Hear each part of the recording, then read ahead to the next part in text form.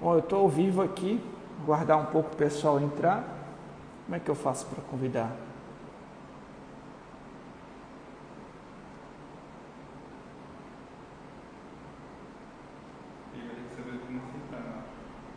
Tu tá falando com ele aí? Olha a Bruninha entrando aí, Carol, sejam bem-vindas. Tudo bem com vocês, meninas? Oi, Bruna. E aí? Tá bom o áudio, gente? Vocês conseguem me ouvir bem? Tá tranquilo? Olha, o pastor Jânison já entrou. Jânison, enviei o convite para você, você tem que aceitar aí para poder aparecer. Apareceu aí o convite?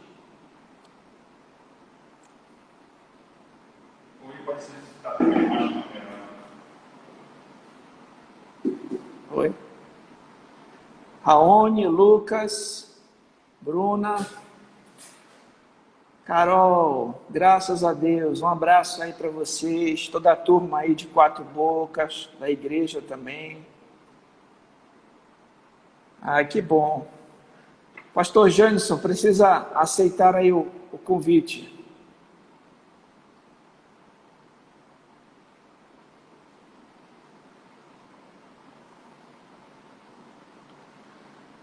Vou enviar aqui a solicitação para você. Vamos divulgar aí para o pessoal, para turmentar aqui na live. Hoje a gente vai conversar sobre um assunto super importante, sobre a lei de Deus, né?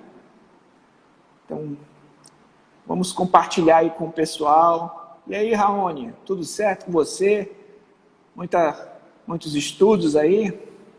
A Anne entrou, Arlinda. Tudo bem, Arlinda? Josafá, esse aí é de respaldo. Égua, Capitão Josafá, meu irmão. Aí sim. Um abraço ao Josafá. Parabéns aí pela novidade, né? Josafá, pai de multidões. Janaína, seja bem-vinda, irmã. Um abraço para toda a família aí, o Tiago também, né? A Giovana, o Israel. E Guta, a Guta é a sua prole. Adriano agora está postando, né, as aulas de geografia, estou acompanhando aí no Instagram, viu? Gente, sejam todos muito bem-vindos, né, aqui à nossa live. Eu estou aguardando aqui o pastor Jânison entrar, para a gente começar a nossa conversa. Então, hoje a gente vai ter essa oportunidade de ter o nosso querido pastor Jânison. Lembrando que eu sou o pastor Fernando Gelim, aqui da Igreja Batista Reformada de Belém, né? Se vocês ainda não estão inscritos no canal da igreja no YouTube, aproveitem para se inscrever no canal, para curtir a página aqui seguir a página aqui da igreja também no Instagram, né? Vai ser bem legal. Saudade também de você, Guta. Janaína, graças a Deus. Cadê o Tiago? Vamos lá, deixa eu chamar de novo aqui o pastor Jânison, acho que está acontecendo algum probleminha aí com ele. André, pode me ajudar aqui, por favor? O Jânison, acho que ele não está conseguindo entrar. Jaqueline Brito. Entrou, tá aí, rapaz, o homem. Tá aí o homem. Eu não estou conseguindo ouvir ainda. Você tá com... Ligou o áudio aí, pastor? Ele ficou... Você pode falar para a gente tentar te ouvir? Ele ficou de lado aí. O celular está virado de lado, pastor. Olha a turma aí chegando. Sejam todos bem-vindos. Olha o Vicenzo, é o Vicenzo que está aí, rapaz? Jani, meu irmão.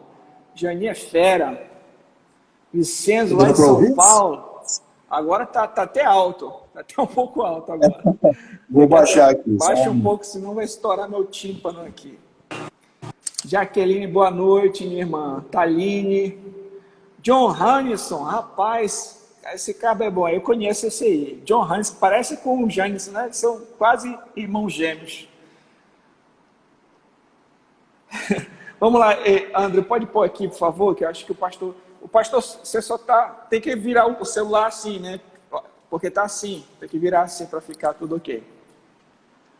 Aí. Então hoje a gente está no primeiro dia, primeira live, então vocês têm que, por favor, tenham paciência conosco, a gente está aprendendo, mas nas próximas a gente vai melhorando, aqui é a qualidade. Vamos nessa. O pastor Janderson, ele vai conduzir aqui, né, a nossa conversa. Antes da gente começar, o senhor pode fazer uma oração, pastor? Está me ouvindo, pastor Janderson? Pode fazer uma oração, por favor? Eu acho que tá falhando aí. Tá dando uma travada aí na sua internet, né? Não estou conseguindo te ouvir, não. Tá sem o áudio. Tá me ouvindo, Ian? Irmão, vocês estão conseguindo ouvir? A turma que já está aí na live, por favor, coloque aí nos comentários se vocês estão conseguindo ouvir bem a gente, como é que está a questão da imagem, o áudio, como é que está aí? Vocês conseguem ouvir a gente? Estão ouvindo bem? Acho que não estão nem me ouvindo, ninguém responde. Ah, está ouvindo sim, ó, Shirley, irmã Shirley, seja bem-vinda. Jaqueline, aqui. Ah, maravilha. O pastor Janderson está sem som, pastor. O pessoal não está conseguindo ouvir você. Você pode tentar verificar aí o que está acontecendo? Melhorou? Melhorou. O pessoal está ouvindo o pastor Janderson? Os irmãos estão conseguindo ouvi-lo? Aqui está um pouco alto só, mas eu estou ouvindo. Pois é, eu estou usando o áudio só do telefone, porque meus fones não funcionaram. Tá certo. Olha, estão dizendo que está só o áudio do tio Janderson. Você está me ouvindo? Olha, o Josafá não... Agora foi. Josafá, forte abraço aí, saudade, meu irmão. Tá certo, tá ótimo. Então, pastor Janderson, vamos começar com uma oração. Você pode nos conduzir em oração? Amém, posso sim, pastor. Vamos orar então, Senhor. Deus eterno e bendito, Deus bondoso, nos colocamos na Tua presença nesse momento, Senhor, suplicando a Tua condução, suplicando que, Senhor, ilumine as nossas mentes à luz da Tua palavra, Senhor, nos esclareça, Senhor, grave, Pai, a Tua palavra em nossos corações, de maneira que sejamos edificados, aperfeiçoados, Senhor, para o serviço do Teu nome. Toda a glória e toda a honra pertence unicamente a Ti, Senhor. Somos gratos a Ti, Senhor Deus, por toda a dádiva, por toda a graça de revelar a Tua palavra, de nos redimir, Senhor, por meio do sacrifício do Teu Filho. E é unicamente porque Tu brilhar, só, Senhor, no nosso coração, em nossa mente, nos libertando da escravidão e das trevas, Senhor, que nós podemos hoje nos voltar à Tua palavra e meditar, Senhor Deus, acerca de um tema tão importante quanto a Tua lei, Senhor, e a vida do crente. Nos conduz para a glória do Teu nome, Senhor, nos conduz com piedade, com temor, e que pela Tua graça haja proveito, Senhor Deus, no nosso diálogo desta noite. Nós te suplicamos, em nome santo de Cristo, e já te agradecemos, ó Deus. Amém e amém. Amém.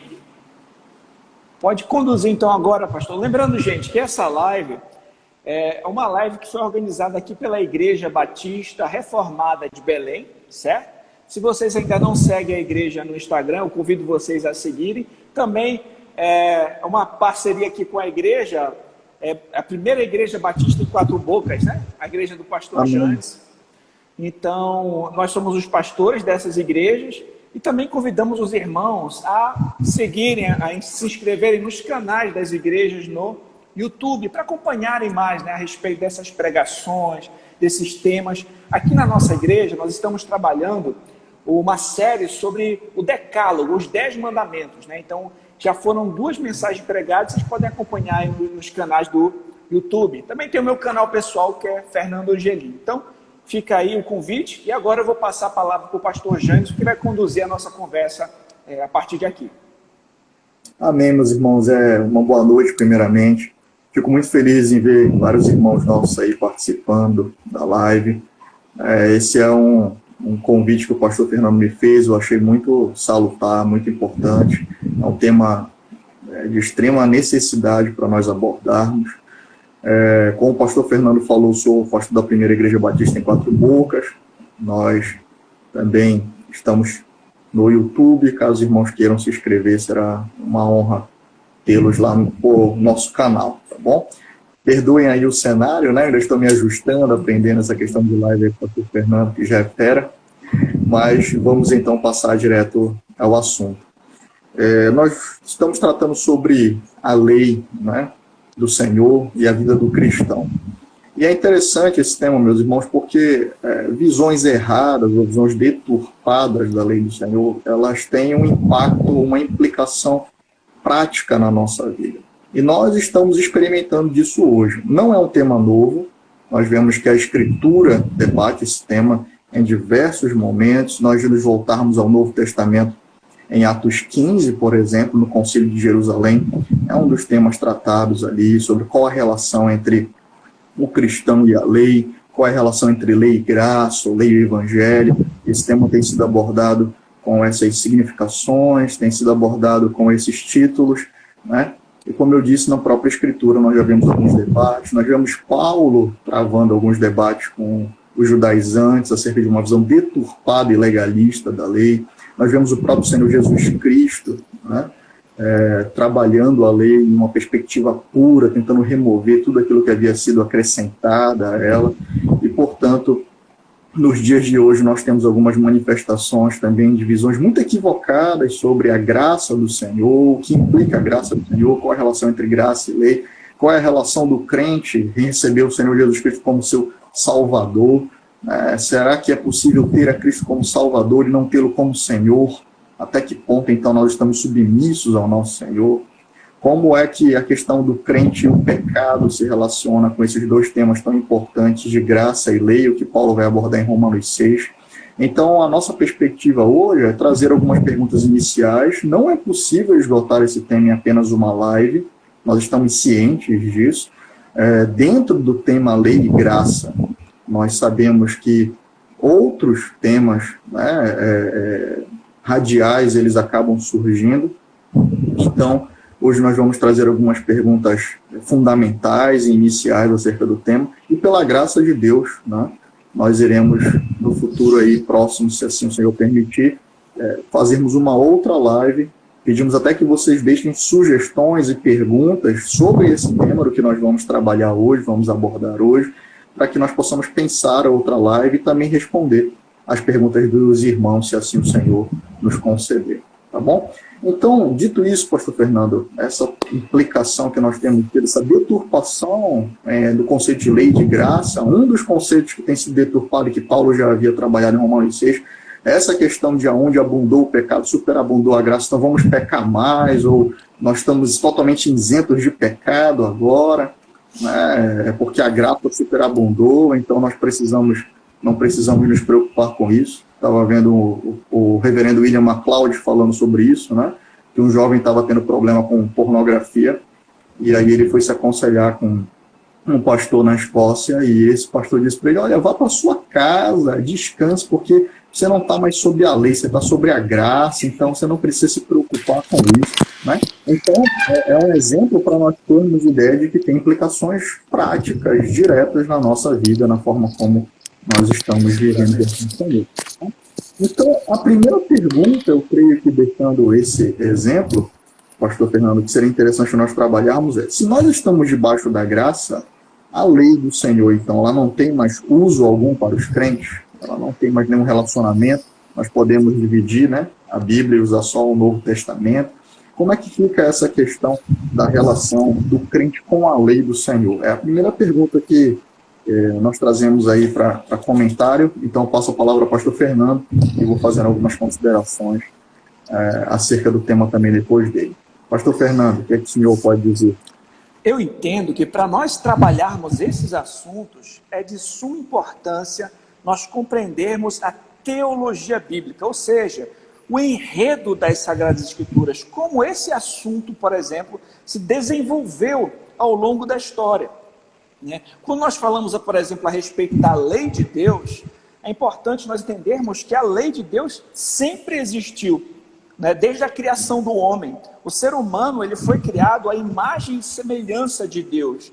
Mesmo aqueles que viveram, né, e não tiveram contato, ou viveram antes das duas tábuas da lei, por exemplo, serem impressas ali no Sinai, eles já tinham a lei de Deus impressa no seu coração, na sua mente, como a gente vê lá em Romanos, aqui no capítulo 2, diz assim no verso 14: quando, pois, os gentios que não têm lei procedem por natureza de conformidade com a lei, não tendo lei, servem eles de lei para si mesmos.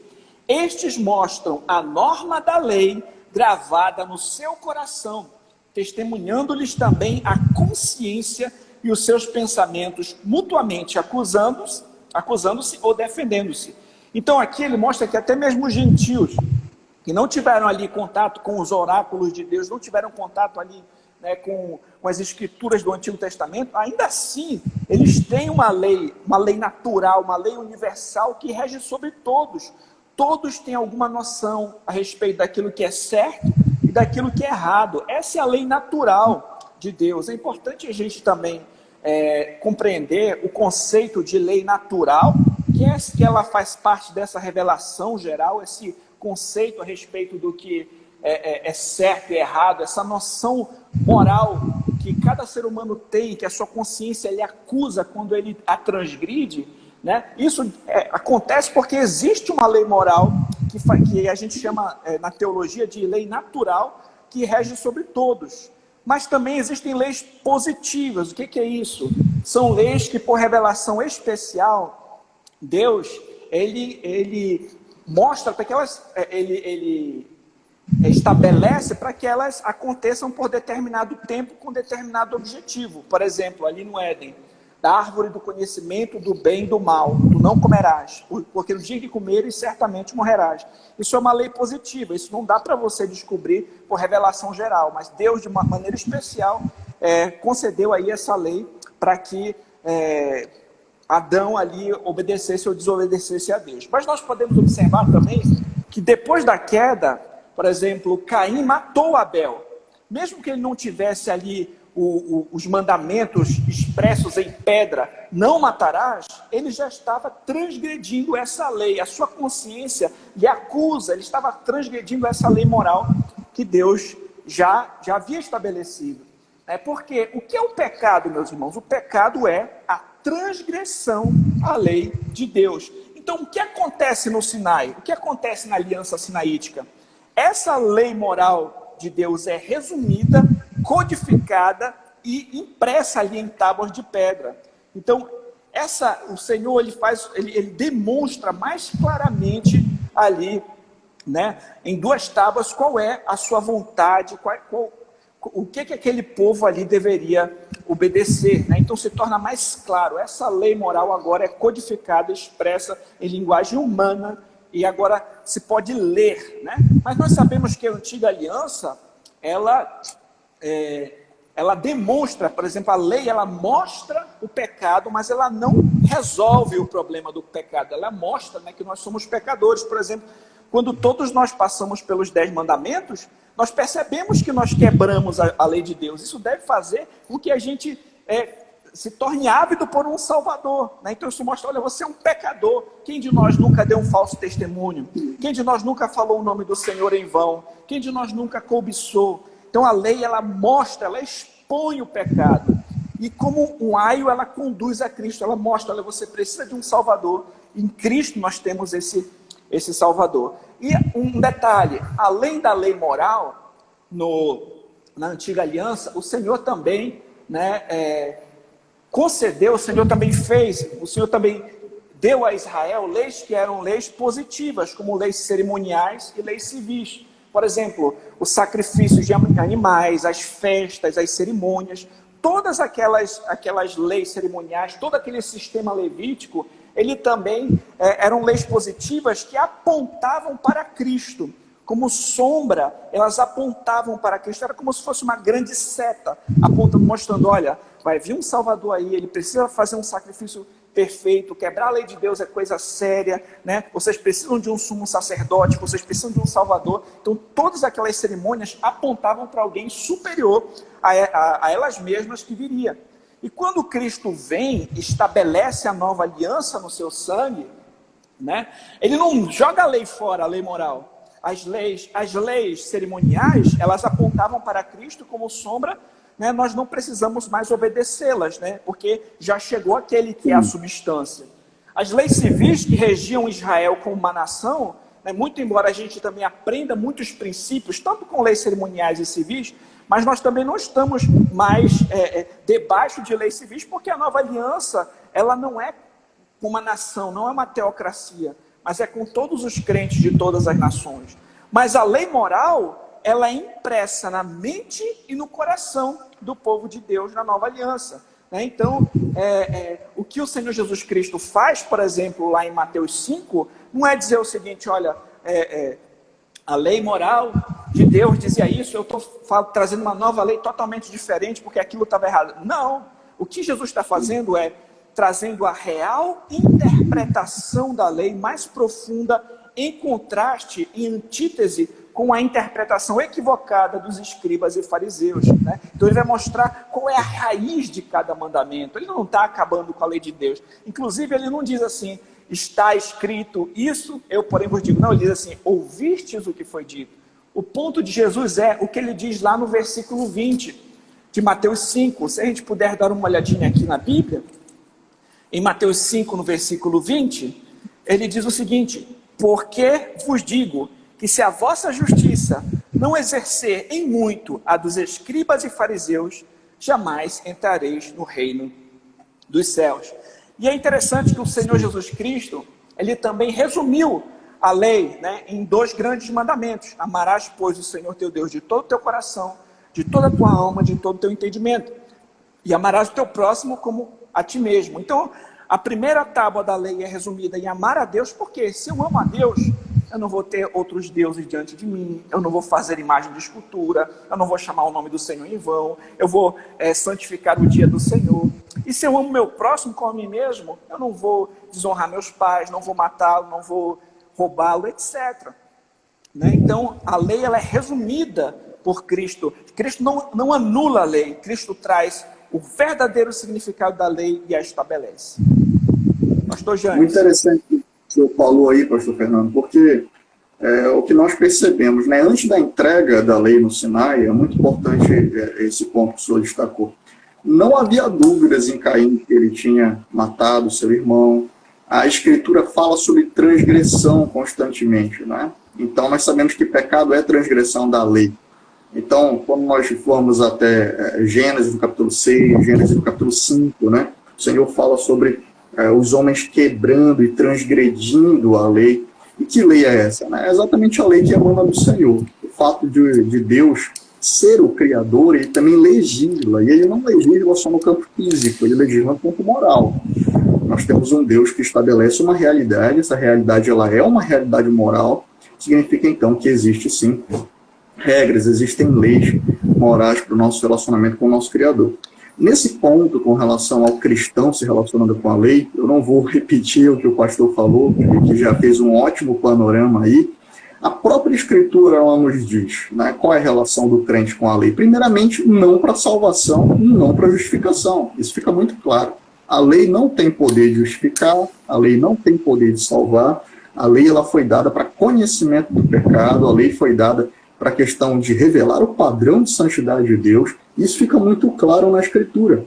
Mas o interessante é que quando Paulo ele fala, por exemplo, sobre não estamos mais debaixo da lei, ele está falando sobre esse jugo, né, condenatório. E as pessoas pegam pegam esse termo de Paulo e tratam como se houvesse uma dicotomia, como se a lei não prestasse, ou se a lei devesse ser descartada.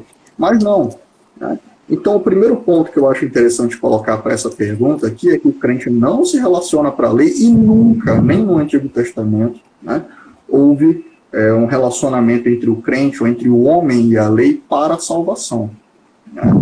Paulo diz que nenhuma carne será justificada pelas obras da lei, em Gálatas 2, por exemplo.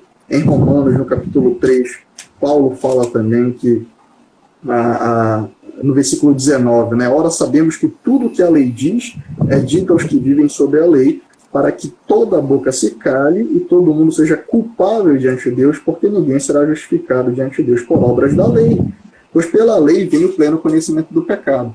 Então, tentando dar uma resposta, aproveitando o panorama do pastor dele, tentando dar uma resposta mais objetiva, primeiramente, o cristão ele não se relaciona com a lei para a salvação, assim como nunca se relaciona, inclusive no Antigo Testamento. Romanos 4, Hebreus 11, deixa muito claro que os nossos irmãos eles foram salvos pela fé.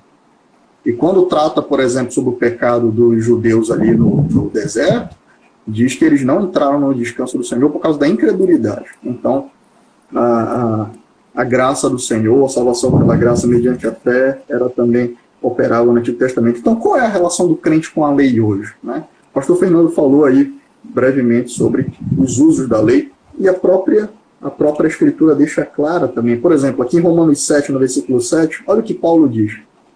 Que diremos então? Que a lei é pecado? De modo nenhum.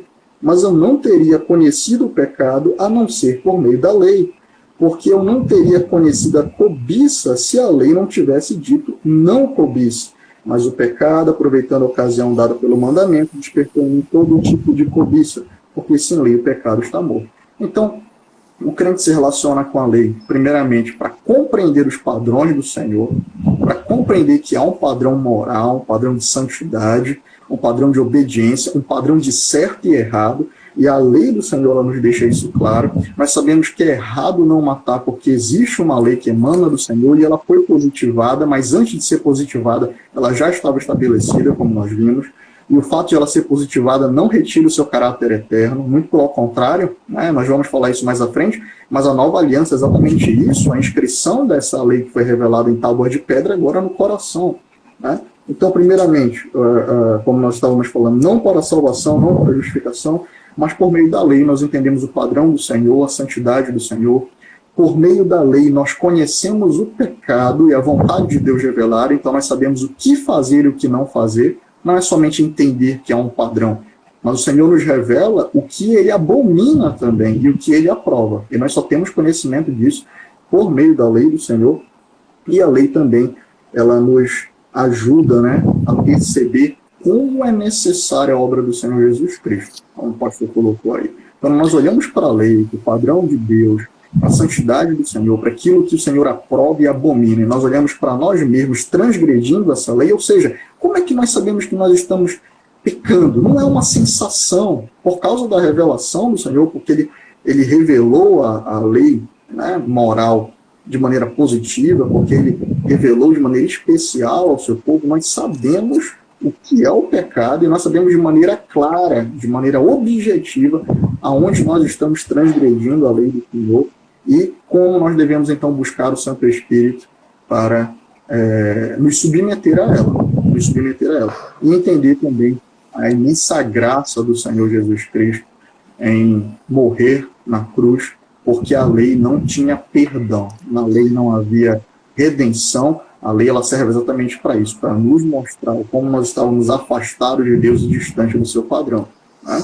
Então, o crente não se relaciona com a lei para a salvação, mas por causa da salvação. Essa gratidão, esse amor, essa contemplação da santidade de Deus, do Cristo que se entrega na cruz, porque era impossível cumprir esse padrão, conduz o coração do crente agora a viver para o Senhor uma novidade da vida, em conformidade com a lei.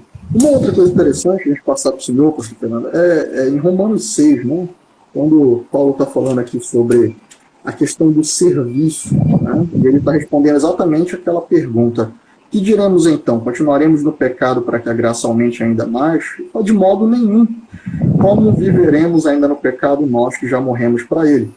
E aí, mais lá para frente, no versículo 12, Paulo diz o seguinte: portanto, não permitam que o pecado reine em seu corpo mortal, fazendo com que vocês obedeçam às suas paixões.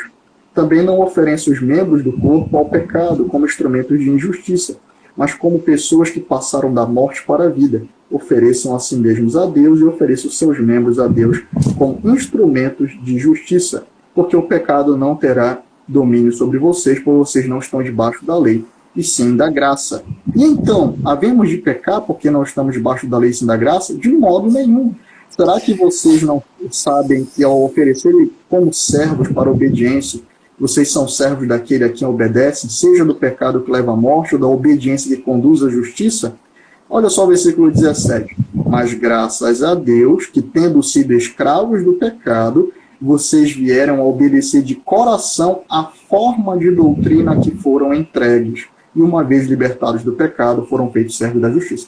Esse termo aqui, forma, né? É exatamente molde. Então, o que Paulo está dizendo? Olha, uma vez vocês estavam como escravos do pecado, obedecendo então à lei do pecado, obedecendo à vontade, à escravidão, às paixões, mas agora Cristo os redimiu para que vocês então obedeçam voluntariamente ou de coração a forma da doutrina que foi entregue. Ou seja, o Senhor nos redime para nos conformar ao seu padrão. E o seu padrão está revelado na lei.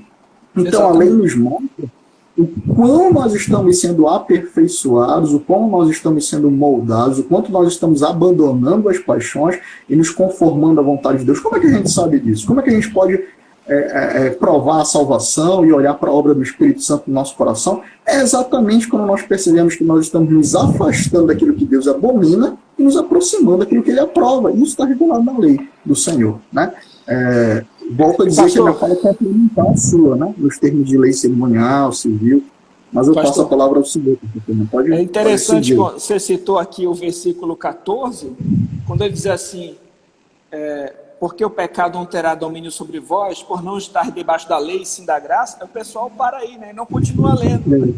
Sim, não, você não está debaixo da lei, está debaixo da graça, então agora você vai ser guiado, né, de outra forma, você segue aí o que você... Não, mas logo o versículo seguinte ele vai perguntar, e daí? Havemos de pecar porque não estamos debaixo da lei e sim da graça? De modo nenhum, né? Nós sabemos que o pecado é a transgressão da lei. Então, na nova aliança, nós somos capacitados. O Senhor, nós não somos mais escravos do pecado. O Senhor tirou um coração de pedra, né? Insensível a Ele, nos dá um coração de carne. Nós somos habitados pelo Espírito, somos regenerados. E agora nós temos condições de combater o pecado. É interessante, na teologia reformada, fala-se de 3 usos da lei, né? Que é um uso civil, o uso político, que até mesmo um descrente ele pode fazer esse uso, que em algum nível restringe ali o seu pecado, que ele tem alguma noção a respeito do que é mal, né? Isso também pode se configurar na maneira como ele vai lidar ali com as leis civis de cada nação. Então, até mesmo nações pagãs têm algum código de conduta, né? Então, é interessante, eu acho que o pastor Mário, que trabalha ali nas unidades, ele fala que até mesmo no presídio tem algum código de ética, porque o ser humano não consegue fugir disso, né? De que ele tem, existe o certo e o errado, existe uma lei, né? Então, esse primeiro uso se envolve a todos, né? Mesmo os não crentes. Mas tem um segundo uso da lei, que é o uso pedagógico, que é esse que expõe o nosso pecado, como a gente falou aqui, né? A gente parar para pensar, quem de nós nunca desobedeceu os pais? Quem de nós nunca mentiu? Nós somos pecadores, nós transgredimos a lei de Deus. Então, nesse uso pedagógico, a lei expõe o nosso pecado. E a gente precisa ir até Cristo, porque Cristo é quem toma sobre si, né, toda a pena que caía sobre nós. Ele se torna maldição para que nós pudéssemos ser salvos. Ele paga o preço por nossos pecados e ele obedece perfeitamente todas as exigências de Deus e nos justifica, né? Mas tem uma frase que nos ajuda a compreender isso, que é: a lei nos leva para Cristo para a justificação. Então a gente viu a lei, viu que é pecador, vai até Cristo, e em Cristo nós somos justificados. Justificados, pois, mediante a fé, temos paz com Deus por meio do nosso Senhor Jesus Cristo. Mas, uma vez justificados em Cristo, Cristo nos leva para a lei, para a santificação, né? Então, agora, como somos nova criatura em Cristo, vamos continuar pecando, vivendo uma vida dissoluta? De maneira nenhuma. Nós vamos obedecer a Deus por amor, como Jesus falou: aquele que tem os meus mandamentos e os guarda, esse é o que me ama. Como é que o amor é demonstrado? Obedecendo aos mandamentos. E esse é o terceiro uso da lei, da teologia reformada, que é o uso didático, que é observar a lei como uma conduta de vida, para nós crescermos em santificação e buscarmos agradar a Deus, né? Então, esse terceiro uso da lei é o uso que o cristão vai observar agora nesse sentido, né? Que eu vou viver observando a lei não para tentar ser salvo por meio dela, mas por amor àquele que me amou primeiro, que cumpriu as exigências de Deus no meu lugar, que obedeceu perfeitamente a lei de Deus, que tomou os nossos pecados na cruz do Calvário e nos deu tão grande salvação. Então nós amamos porque Ele nos amou primeiro. Sim, e demonstramos esse amor obedecendo, né? Sim, Calvino diz que esse seria o uso mais importante, né, para o crente da lei, o terceiro uso, né? Ele entender agora que ele vai viver em santificação e o padrão da santificação é exatamente a obediência. Santidade, na sua essência, é a submissão à lei do Senhor, né? Já que a gente falou então sobre esse texto de João 14 aí, pastor Fernando, né, se vocês, aqueles que me amam, aqueles que guardam os meus mandamentos, do Senhor Jesus Cristo. Então a segunda pergunta seria: o cristão deve obedecer, então, os 10 mandamentos, já que eles foram entregues no Antigo Testamento? Ou agora nós temos um novo conjunto de leis que remove, então, os 10 mandamentos, ou substitui eles, né? Eu poderia fazer uma consideração sobre isso? Bom, O senhor entende que são os 10 mandamentos? Alguns dizem que é um resumo da lei moral. O senhor entende desse jeito, pastor? a pergunta é se o cristão ele deve obedecer os 10 mandamentos, é isso? Sim. Sim. Então, eu creio que sim, nesse sentido, né? Do Qual é terceiro... Oi? Também, né? Alguns dizem que os 10 mandamentos são um resumo, então, da lei moral do Senhor. O senhor entende dessa maneira? Sim, eu entendo que sim. Eu entendo que eles são um resumo, né, da lei moral. Eu entendo, como eu falei para você, a lei moral, ela é perene, né? Ela é uma lei que ela transcende as alianças, né? Então, tem leis positivas, como leis cerimoniais civis, que eu falei, que assim que o objetivo delas é cumprido, nós não estamos mais necessariamente obrigados a observar, mas a lei moral em si, ela é perene, ela continua, né, além da aliança sinaítica, né? Então, uma vez que ela já existia antes da aliança sinaítica, após a aliança sinaítica, ela continua existindo. Então, sim, em qualquer época do mundo, você não vai matar, isso vai ser um pecado, você não vai roubar, não vai mentir. Então, esses princípios, eles são atemporais, eles são, melhor dizendo, eles são perenes, eles continuam ao longo da história, e esvaziar o entendimento da lei é esvaziar o entendimento de pecado, porque o pecado é a transgressão da lei, né? Então, quando eu esvazio o entendimento de pecado, eu esvazio também a própria noção a respeito do Evangelho, né?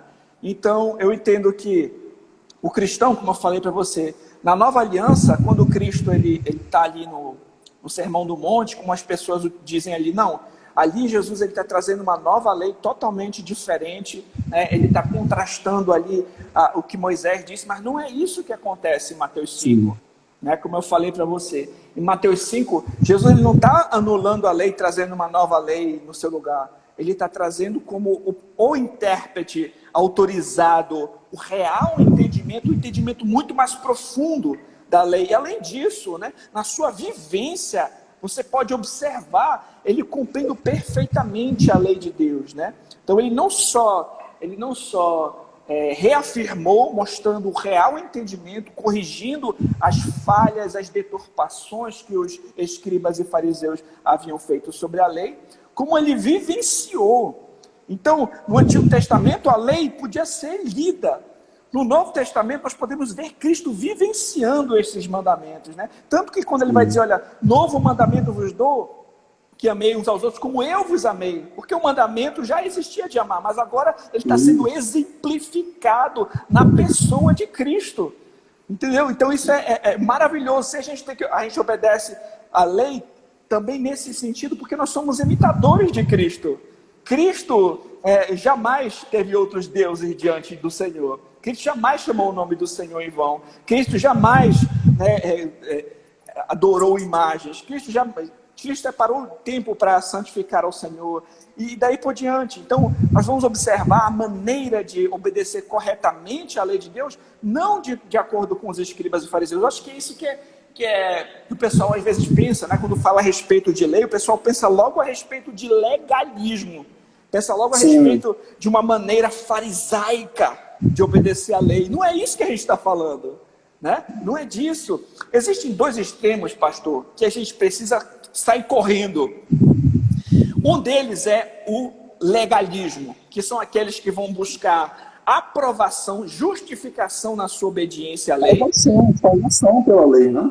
Vão buscar salvação, nesse sentido que eu estou falando, de justificação, de salvação pela sua obediência à lei, né? Vão acrescentar mandamentos humanos à lei de Deus, por exemplo, aquele do Corban, né?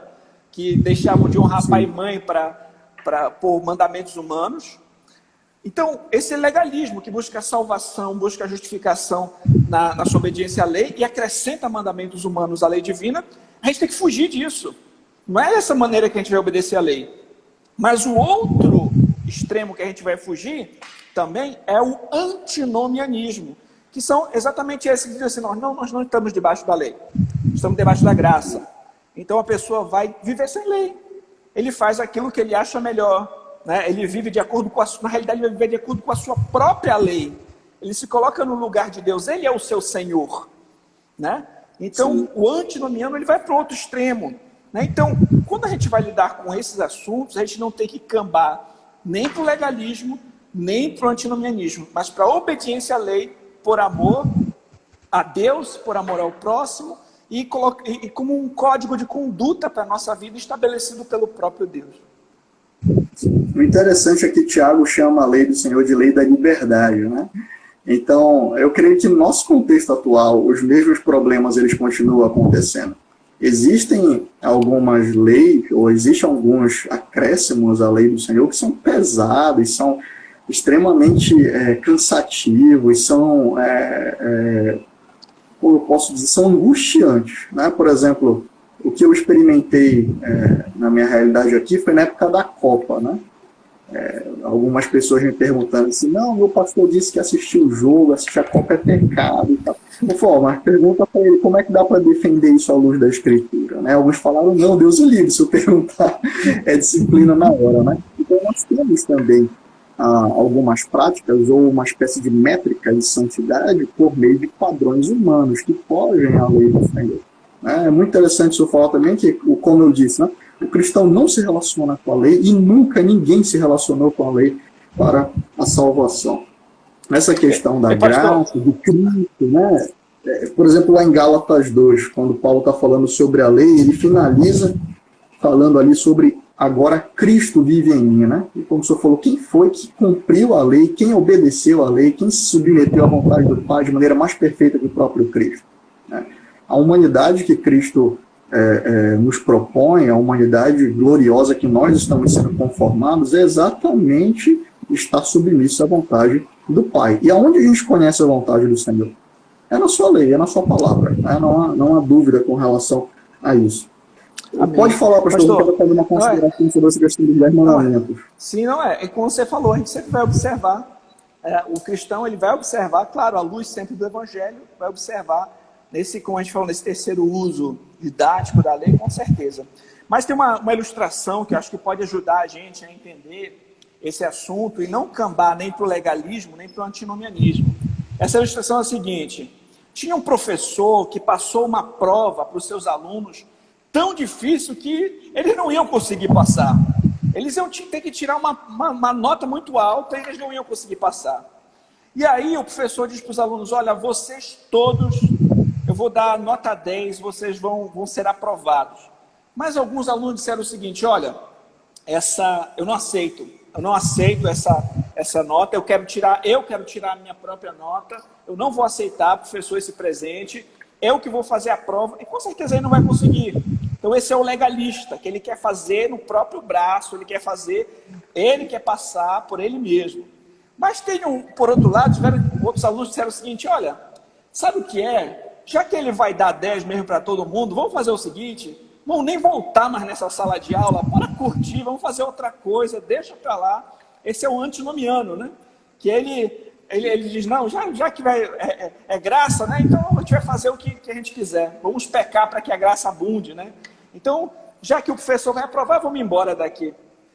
Mas tiveram outros alunos que disseram assim, professor, muito obrigado por esse presente. Agora a gente vai poder desfrutar da sua matéria sem o peso da nota, né? Sim, esse é o cristão, né? Que ele é salvo e vai obedecer por amor os mandamentos do Senhor. Ele não obedece para tentar ser justificado, mas por amor àquele que o amou primeiro. Uma ilustraçãozinha aí para ajudar. Amém, amém, pastor, obrigado, né? Essa questão dos 10 mandamentos que a gente está considerando, eu acho muito interessante, porque se nós olharmos, os 10 mandamentos, eles não são exaustivos. A lei moral, ela não está toda contida nos 10 mandamentos, né? Existem leis posteriores que vão refletir o padrão da criação com relação a com quem nós devemos casar, né? E aí nós vamos ver ali a exclusão de parentes, irmãs, a proibição do incesto, a proibição da homossexualidade, né? Nós vamos ver isso sendo entregue nas leis. Mas uma coisa interessante é que os 10 mandamentos, quando se diz que eles são um resumo moral, e as pessoas ouvem isso e tentam refutar isso, parece que é algo que veio da cabeça, né? Como se o texto ele não tivesse nenhuma influência para nós percebermos isso. Mas quando a gente lê o prefácio, por exemplo, dos 10 mandamentos aqui, o Senhor ele entrega os 10 mandamentos em um contexto de redenção. Tá? Em Êxodo 20, por exemplo, no versículo 1, diz, então Deus falou todas essas palavras. Eu sou o Senhor, seu Deus, que o tirei da terra do Egito, da casa da servidão. Ou seja, eu sou o teu Deus, eu te redimi, você era escravo, né? E agora que você está aqui, você não é mais escravo, eu te tirei da casa da servidão, eu vou te entregar, então, a lei. Então, os 10 mandamentos, ele é entregue exatamente com esse prefácio de redenção do Senhor. Você era pobre, você era escravo, você era miserável, a melhor nação era a nação que estava te escravizando, e o Senhor não escolhe o Egito. O Senhor podia ter escolhido o Egito, sim, e redimido o Egito, e removido toda a idolatria deles, mas ele escolhe Israel, né? Ele remove a escravidão, Israel da escravidão, e ele começa, então, a entregar os 10 mandamentos. O reverendo William MacLeod, ele faz algumas considerações muito interessantes sobre esse contexto da entrega dos 10 mandamentos, né? Ele fala que uma coisa interessante, por exemplo, é que toda a lei civil, a lei cerimonial, ela é entregue por meio de Moisés ao povo. Mas quando a gente tem os 10 mandamentos, o próprio Deus fala, né? Deus ele narra os 10 mandamentos para o povo, o próprio Senhor escreve os 10 mandamentos. Então, e coloca na Arca da Aliança também, né? Ele coloca na Arca da Aliança. O propiciatório ficava ali, então mostra que é um dos centros, né, da religião de Israel, os 10 mandamentos. E nós vemos que os 10 mandamentos, eles refletem, como o senhor já havia colocado, a lei moral do Senhor já presente na criação, e também o próprio caráter de Deus, por exemplo, com relação à mentira, com relação ao falso testemunho. Nosso Deus é um Deus que não mente, nosso Deus é um Deus que não pode mentir, ele proíbe, então, nosso Deus é verdade, Cristo é a verdade, né? Então ele proíbe que nós lidemos, então, com a mentira, que nós vivamos em mentira, mas é interessante que o contexto, a entrega dos 10 mandamentos, ele é cercado de todo um caráter especial, e isso não é em vão, isso não é por acaso, né? Assim como nós olhamos para Gênesis, por exemplo, e nós temos aquele destaque do texto de que Deus só fala para o homem, né? Olha, façamos o homem a nossa imagem conforme a nossa semelhança. Quando nós olhamos para a entrega da lei, o contexto e as nuances, os detalhes da entrega dos 10 mandamentos, eles nos chamam a atenção também pelo seu caráter singular, né? É óbvio, como nós falamos, na lei moral ela não está toda contida nos 10 mandamentos, mas os 10 mandamentos com certeza são para a obediência do crente hoje, né? Eles resumem e eles são para a obediência do crente hoje. Tem uma pergunta aí acho que é do pastor Carlos Eduardo. Pastor, perguntando sobre um exemplo, pastor, de tomar o nome de Deus em vão aí, aproveitando que a gente está falando sobre os mandamentos, o terceiro mandamento, então. Só uma coisinha quando a gente falar sobre a lei, que é interessante a gente notar. Fique à vontade.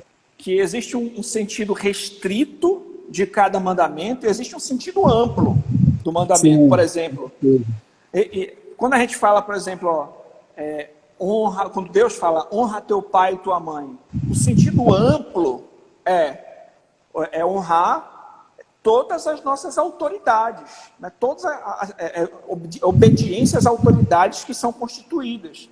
Então esse é o sentido amplo. Mas qual é o sentido estrito? É obedecer o pai e a mãe, exatamente, literalmente, né?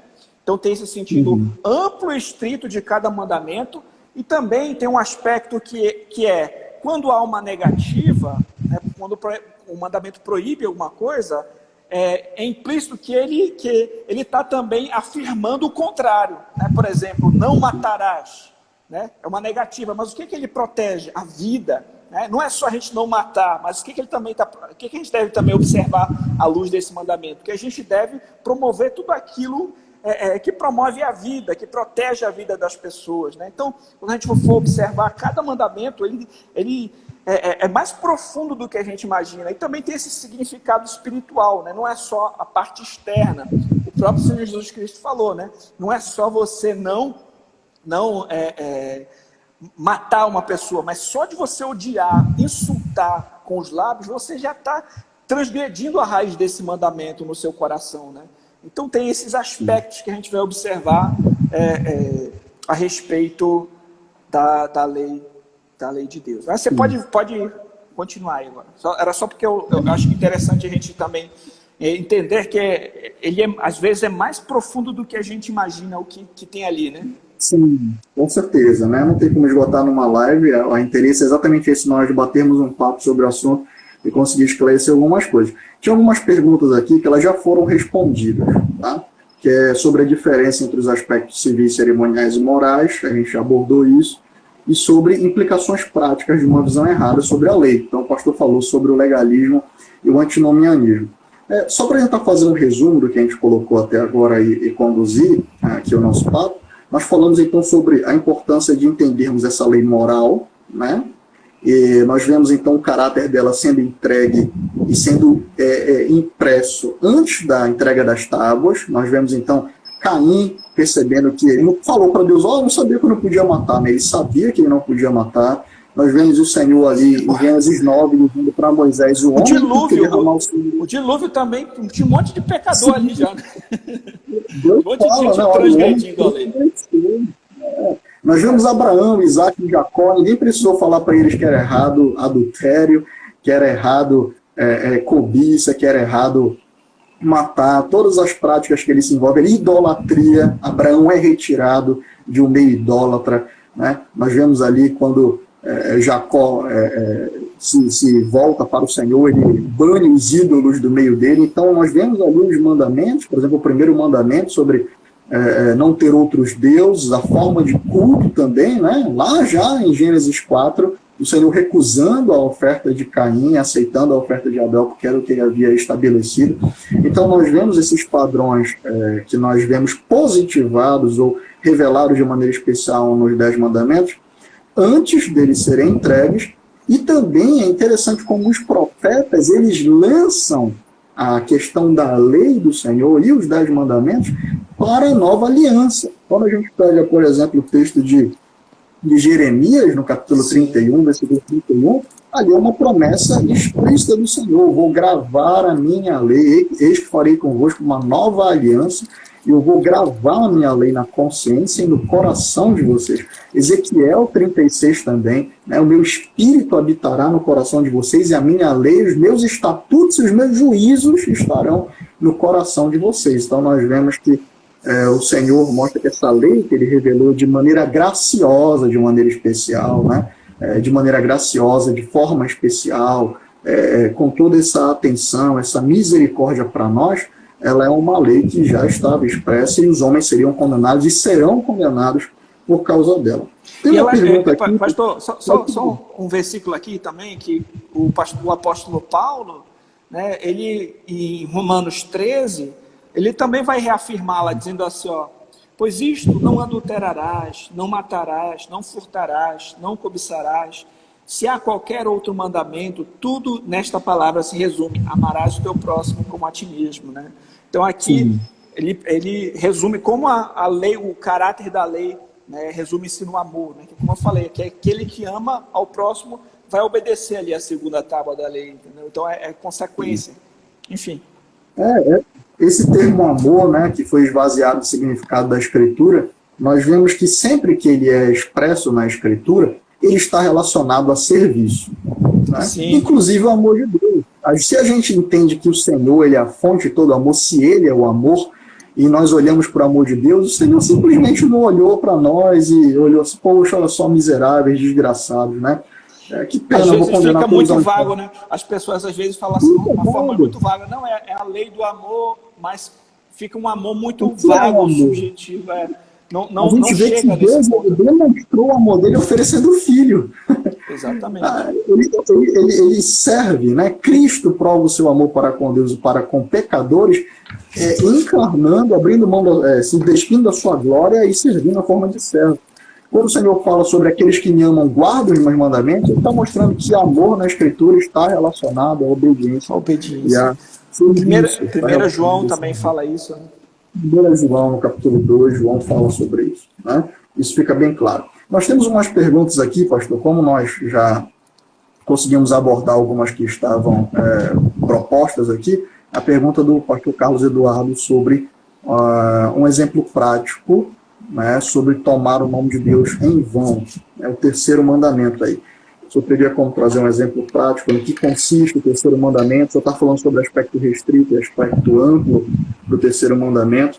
Calvino fala sobre aspecto positivo e negativo, né? Sim. Ou seja, não é só deixar de fazer algo, mas é agir para que aquilo seja garantido. Só dando um exemplo com relação a não matarás, por exemplo, não somente não agredir alguém, não matar, mas lutar pela preservação da vida também, né? Então tem um caráter positivo de atitude da lei. Mas, de maneira aí, atendendo a pergunta do pastor Carlos Eduardo, o terceiro mandamento, o nome do Senhor não deve ser usado em vão. Seria um exemplo prático. Eu não pensei algo assim muito elaborado aqui agora, mas rapidamente a gente refletindo, por exemplo, em conversas triviais, a gente utilizar o nome do Senhor de forma em piadas sujas, às vezes a pessoa coloca o nome do Senhor, né, no meio, né, às vezes até em memes na internet, colocando o nome do Senhor com alguma coisa que é contrária à vontade de Deus, uma brincadeira sem graça, né? Às vezes usam até imagens que representam o Senhor ali, quebrando outro mandamento também, o segundo, junto com o nome. Né? Então, nesse sentido estrito, eu acho que nos nossos dias, esse mandamento ele pode ser quebrado de várias maneiras aí na internet, com zombarias. Né? Agora, quem sabe no sentido mais amplo, no sentido da gente carregar o nome do Senhor como cristãos e dar um mau testemunho. Eu estou só refletindo aqui, né? Então, quando alguém vê que nós cristãos, né, que levamos o nome do Senhor conosco, nós agimos como ímpios, quem sabe as pessoas de fora e veem, é isso que é um cristão, esse que é o Deus que ele serve, né? Então, nesse sentido mais amplo, quem sabe mais profundo não pode se aplicar algo nesse sentido. Interessante que o mandamento, né, no seu contexto, ele diz: não tome o nome do Senhor, seu Deus, em vão, porque o Senhor não terá por inocente que tomar o seu nome em vão. O Senhor, ele está atento a cada palavra que sai da nossa boca, né? Ou seja, ele zela pelo seu nome. E um exemplo prático é tratar de maneira leviana mesmo. Às vezes nós utilizamos o nome do Senhor como se fosse uma espécie de mantra, né? Se Deus quiser. Só que não pensando mesmo nisso, não, conforme a vontade do Senhor, mas como um mantra, uma espécie como os ímpios às vezes usam, né? Não, olha, está repreendido o nome de Jesus de maneira mística, né? Exatamente isso que eu estou falando. Mas sabe uma coisa interessante? Quando toma até um susto, mas... Meu Deus, né? Então, nós devemos tomar cuidado com relação a essa utilização. Mas uma coisa interessante que eu estava lendo sobre essa questão do mandamento é como o Senhor constantemente ele repreende a questão do culto formalista. Quando as pessoas se aproximam dele com o nome dele na boca, mas com o coração distante do culto. Essa questão da hipocrisia. Ou seja, cantar as músicas na igreja, às vezes ler a palavra, ou seja, participar e usar o nome do Senhor com o coração totalmente distante dele. Seria uma forma também de usar o nome do Senhor em vão, Interessante. pastor Carlos Eduardo. Eu concordo com isso. O Senhor repreende isso em Malaquias, em Isaías, no Salmo, eu acho que é o 50, acho que é o Salmo 50, que o Senhor fala, olha, vocês pensam que eu sou como vocês vêm para o templo, vocês falam as leis, e depois no mundo vocês se unem aos adúlteros, se unem aos ladrões, vocês pensam que eu sou como vocês? Deus fala para eles, ou seja, essa questão da hipocrisia no culto também, o culto meramente tradicionalista, um culto que não é oferecido de coração a Deus, mas tem o nome na boca, né? Canta às vezes o nome do Senhor e fala o nome do Senhor com o coração cheio de pecado, um coração rebelde às vezes na pregação, dizendo, não, né? Não, glória a Deus por isso, mas dentro dizendo, não, a isso eu não me submeto, a esse aspecto aí do mandamento do Senhor eu não me submeto, é uma das formas de tomar o nome do Senhor em vão também. Tá bom, pastor? Nós temos aqui, deixa eu ver se temos aqui mais alguma pergunta. Se o pastor quiser também trazer alguma para nós aí, nós podemos trabalhar. Acho que a Guta falou alguma coisa aqui. Aí, pastor Carlos Eduardo. Eu ainda não cheguei nesse mandamento aqui na igreja. Eu vou ter mais a falar dele quando eu estiver pregando sobre. Eu vou ter mais exemplos, se Deus quiser. Então assistam as mensagens aí. A gente está no primeiro mandamento, indo para o segundo esse domingo, se Deus quiser. Companhia no YouTube. Pastor, tem uma pergunta aqui interessante deixa eu ver quem é. Estou aqui no celular. Veiga ADV. A obediência à lei é um ato divino, de modo que é possível a obediência a Deus pelo agir do próprio Deus através do Espírito Santo, diferenciando a verdadeira obediência da prática legalista. Acho que ela quer falar sobre essa obediência do crente à lei, né? É algo completo? É possível nós cumprirmos os 10 mandamentos de maneira perfeita? Qual é a relação do Espírito Santo, né, nessa obediência à lei? Eu acho que a gente pode trabalhar um pouco disso aí, pastor Fernando. Qual seria a relação, então, entre lei, a obediência, o Espírito Santo, e até que nível nós podemos, então, obedecer, né, a lei do Senhor? Eu acho que é interessante nesse ponto a gente ir para aquela questão, né? Antes da queda, o homem podia pecar e podia não pecar, né? Sim. Depois da queda, o homem caído só pode pecar. Ele não consegue não pecar. Depois da regeneração, depois da salvação, que o Espírito Santo regenerou, nós estávamos mortos desses pecados e nos deu vida espiritual, né? Nós agora temos condições de obedecer a Deus, não perfeitamente, né? Mas nós não somos mais escravos do pecado como outrora. A gente ainda peca, a gente está agora naquela luta contra o pecado, né? É nesse processo de santificação que dura a vida toda, que a gente vai utilizar os meios de graça, a oração, a meditação na palavra, a comunhão com a igreja. Nós vamos pecar e vamos confessar os nossos pecados a Deus, né? Nós vamos estar ali lutando contra o pecado.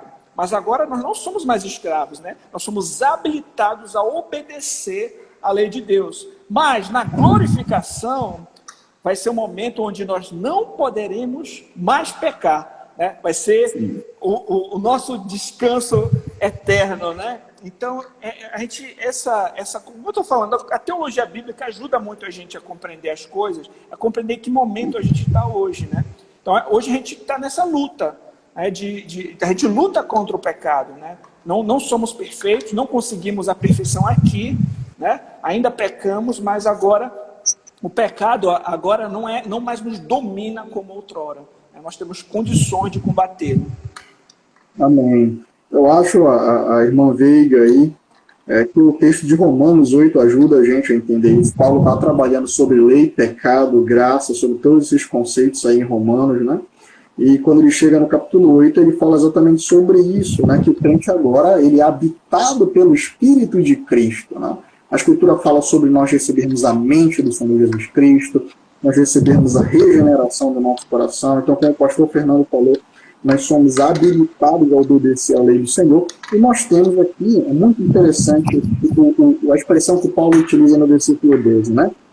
Assim, irmãos, somos devedores não à carne, como se estivessem obrigados a viver segundo a carne, porque se vocês viverem segundo a carne, caminharão para a morte, mas se pelo Espírito mortificarem os efeitos do corpo, certamente viverão. Então, Versículo 14 ainda, eu vou ler aqui. Pois todos que são guiados pelo Espírito de Deus são filhos de Deus. Porque vocês não receberam o espírito de escravidão para viver outra vez atemorizados, mas receberam o espírito de adoção por meio do qual clamamos, Abba, Pai. Então, o que deixa bem claro é essa expressão, né? Se pelo Espírito vocês mortificarem. Então, a gente vê que a santificação é obra do Espírito. A lei também, ela não opera a santificação no nosso coração.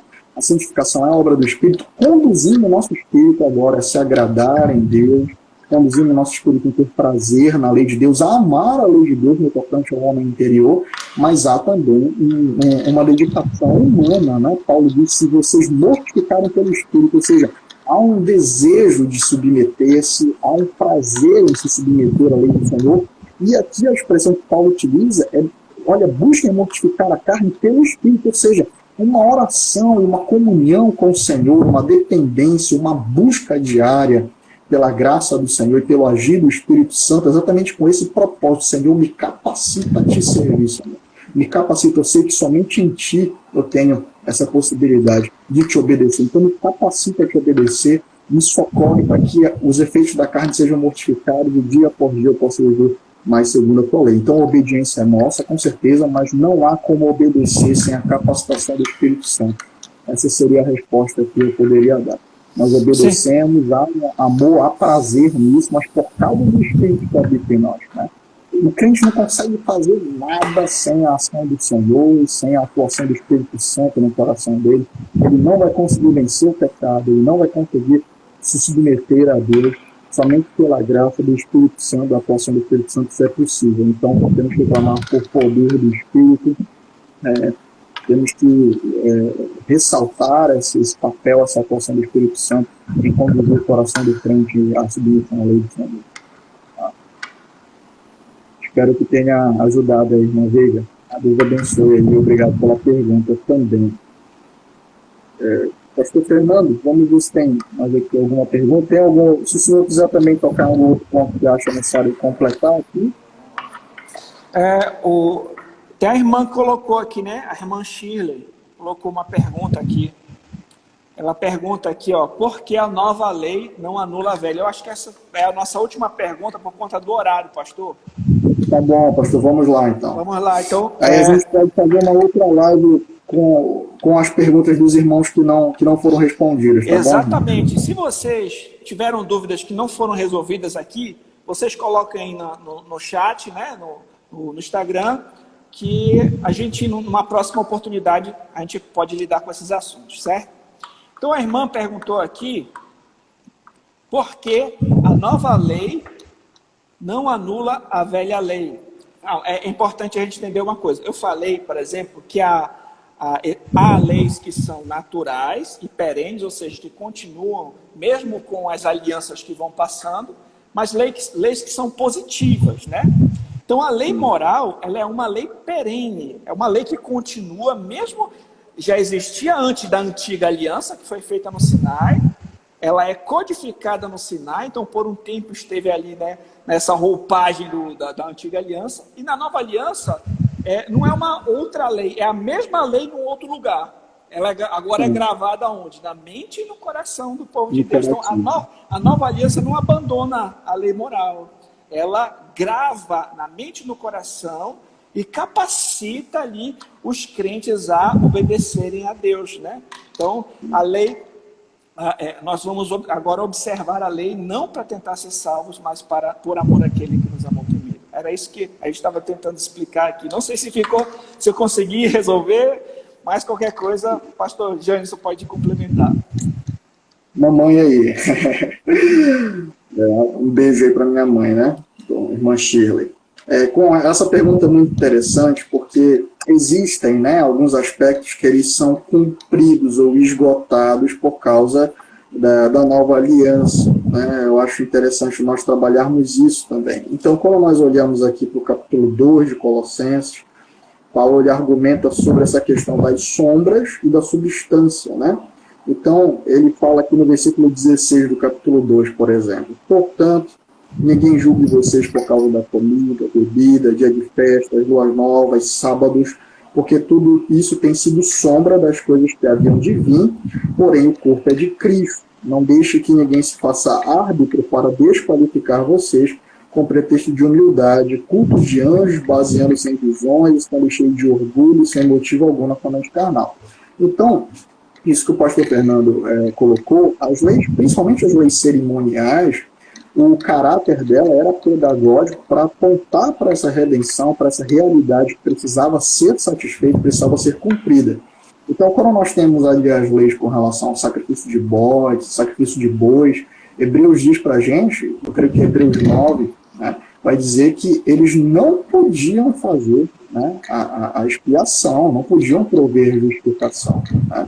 E, então, Cristo se oferece com um sacrifício perfeito. E aqui Paulo está falando sobre sombra e substância. E a imagem que ele coloca, eu até falei isso na igreja, né, é como se você estivesse ali numa esquina e você vê a sombra de alguém que se desloca chegar primeiro que a pessoa.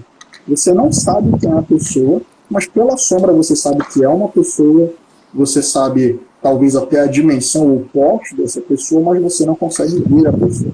Então, quando a pessoa chega, você não se relaciona com a sombra dela, mas com a pessoa em si. Então, as leis cerimoniais, elas são sombras, né?